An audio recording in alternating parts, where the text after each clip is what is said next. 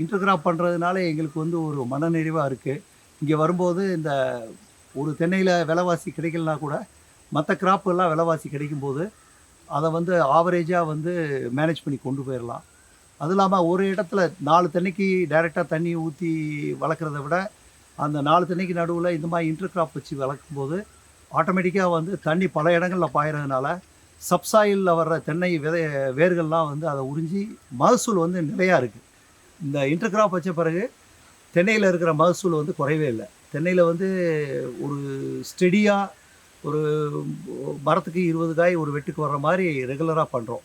So, அதனால அது ஒரு பெரிய அட்வான்டேஜ் இருக்கு. அதோட கொக்கோ இதெல்லாம் வளர்க்குறதுனால வீடு மேனேஜ்மெண்ட்டு வந்து ரொம்ப ஈஸியா இருக்கு. அது மாரி கொக்கோ இலைகள் கீழ விழுகிறதுனால மல்ச்சிங்கு, ஆர்கானிக் கன்டென்ட் கொஞ்சம் கூட கிடைக்குது தோட்டத்தில. ஆ வாழை வந்து அப்பப்போ வர்ற கூலி செலவு, மத்த செலவுகளுக்கு சரியா இருக்கு. இந்த காஃபி, பெப்பர் பிறகு வந்து அவகேடா, ஜாதிக்காய்லாம் வந்ததுன்னா, அடுத்த லெவல்ல இன்கம் ஜெனரேஷன் இருக்கும்னு நம்புறோம். ஸோ இதுதான் இந்த தோட்டத்தோட